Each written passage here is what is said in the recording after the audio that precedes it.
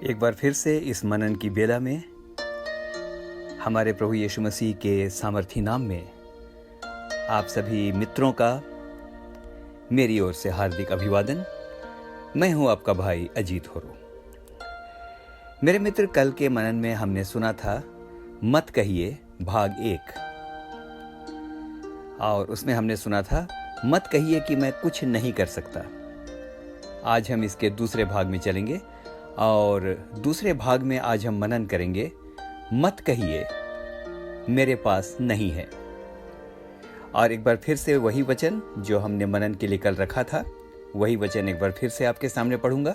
नीति वचन 18 और उसका 28वां पद, और उसमें इस प्रकार से लिखा है, जीभ के वश में मृत्यु और जीवन दोनों होते हैं, और जो उसे काम में लाना जानता है वह उसका फल भोगेगा। मेरे मित्र, हम परमेश्वर का धन्यवाद करते हैं इस वचन के लिए। कल हमने विचार किया था मत कहिए कि मैं नहीं कर सकता। आज हम विचार करेंगे मत कहिए कि मेरे पास नहीं है। मत कहिए क्योंकि जीभ के वश में मृत्यु और जीवन दोनों होते हैं। आइए मनन में चलेंगे। मित्र, हमारे कहने का बहुत बहुत बहुत प्रभाव होता है। हम जो कहते हैं ना, वो रहस्यपूर्ण ढंग से हमारे जीवन में कार्यकारी होने लगता है। हमें शुरू में पता नहीं चलता कि इसका प्रभाव वास्तव में क्या है, लेकिन सच्ची बात तो यह है कि हम जो कुछ कहते रहते हैं या जो कुछ हम जपते हैं, उसका प्रभाव निश्चित है। अक्सर लोग ये कहते हुए पाए जाते हैं कि हमारे पास कुछ नहीं है, हम दरिद्र हैं, सब कुछ घाटे में चल रहा है, आर्थिक हालत बहुत खराब है, हमारी हालत अच्छी नहीं है, हमारे पास कुछ नहीं है। मित्र, हम कभी महसूस नहीं करते कि जैसा हम लगातार कहते हैं ना, वैसा हमारा विश्वास बन जाता है। रिपीट करूंगा, जैसा हम लगातार कहते रहते हैं वैसा ही हमारा विश्वास भी बन जाता है।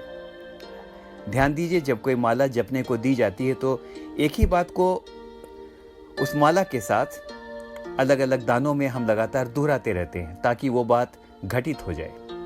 इसीलिए एक बार फिर से कहूंगा, जैसा हम लगातार कहते रहते हैं या जपते रहते हैं या रिपीट करते रहते हैं, वैसा ही हमारा विश्वास भी बन जाता है। याद कीजिए, जब 2 अंधे यीशु के पास आए और चंगाई का निवेदन किया, तब उसने उनकी आंखें छूकर कहा, तुम्हारे विश्वास के मुताबिक तुम्हारे लिए हो जाए। इसका वर्णन हमें मत्ती 9 और उसके 29 में मिलता है। और एक बार इस वर्ष को आपके लिए रिपीट करूंगा।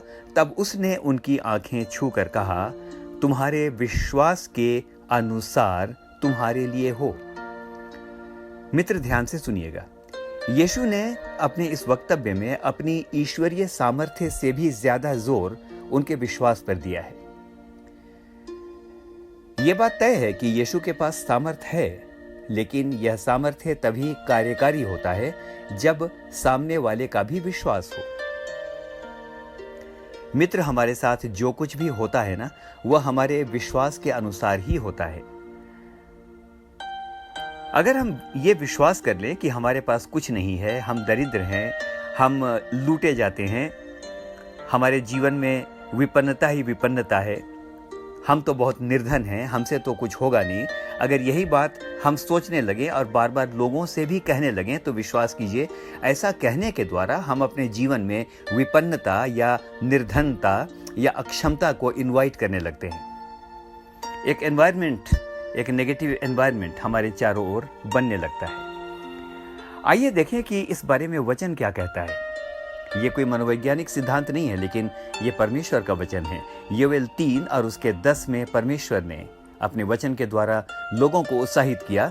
और आइए सुनते हैं यहाँ पर क्या लिखा है। यहाँ लिखा है, जो बलहीन हो वह भी कहे मैं वीर हूं। और उस गीत को अक्सर हम गाते हैं, and now let the weak say I am strong and let the poor say that I am rich because of what the Lord has done in our lives. मेरे मित्रों, और एक छोटी सी घटना आपके सामने रखना चाहूंगा। दाऊद या छोटा दाऊद, तब वो बहुत छोटा था, गोलियत के सामने बल और शक्ति और युद्ध विद्या में कुछ भी नहीं था। लेकिन उसने बलहीन होने के बावजूद विश्वास से कहा, आज सेनाओं का यहोवा तुझे मेरे हाथ में कर देगा। और यही उसका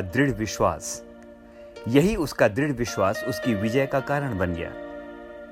जबकि यदि आप इस्राएली सेना को देखें तो लिखा है कि गोलियत के डील डौल और उसके रूप को ही देखकर उनका मन कच्चा हो गया और वो उसके सामने से भागे, मतलब वो लड़ने से पहले ही हार चुके थे।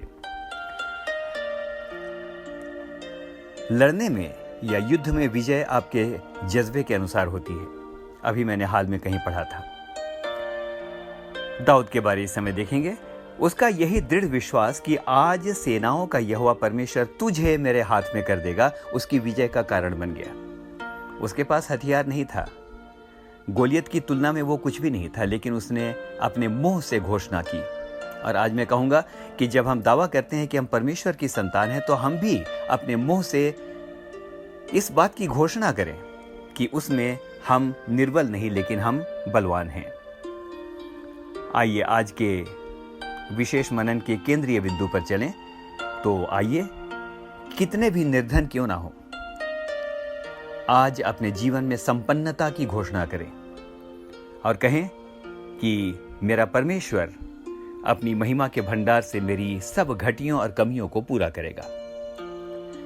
संत पौलुस ने अपने जीवन में घनघोर आर्थिक तंगियों का सामना किया।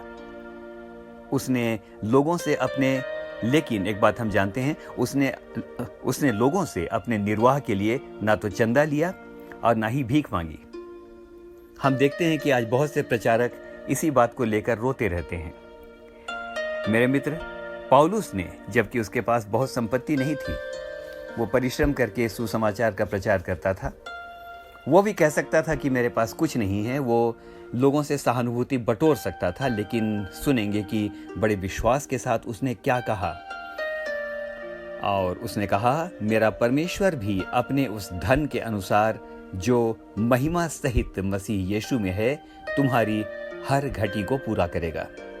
मित्र, क्या आर्थिक तंगियों का सामना कर रहे हैं? क्या इस समय भावनात्मक कमियों का सामना कर रहे हैं?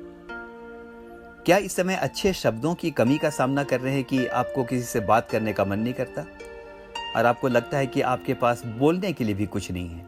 तो आज के दिन कहना चाहूँगा, मत कहिए मेरे पास नहीं है। विश्वास से आज मसीह में इस बात की घोषणा कीजिए, सिर्फ धन संपत्ति नहीं, लेकिन हर बात में मसीह के कारण मैं धनवान हूँ, अभागा नहीं हूँ।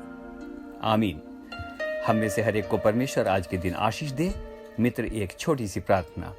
प्यारे प्रभु जी, आपके सामर्थी नाम पर एक बार फिर से आज आपके सन्मुख आते हैं मनन की इस बेला में। प्यारे प्रभु जी, आज के दिन इस बात की घोषणा करना चाहते हैं कि क्योंकि हम अपने स्वर्गीय पिता की संतान हैं, उसने जो कुछ कहा वो हो गया, और इसी नेचर को हमने भी उसकी संतान होने के नाते इनहेरिट किया है। इसलिए हम बहुत ध्यान रखें कि हम क्या कहते हैं। आज के बाद से हम इस बात को कभी ना कहें कि हमारे पास कुछ नहीं है। अपने अभागेपन का रोना ना रोएं, लेकिन कहें वो जो मुझ में सामर्थ्य देता है उसमें मैं सब कुछ कर सकता हूं। और यद्यपि मैं अभी संसार की दृष्टि में गरीब दिखाई पड़ता हूं, लेकिन मसीह में मैं धनवान हूं। और मैं धन्यवाद करता हूं कि प्रभु मेरी प्रार्थनाओं का उत्तर देगा। यीशु मसीह के सामर्थी नाम पर इस प्रार्थना को मांगते हैं। दया से सुने और ग्रहण करें। आमीन और फिर से आमीन।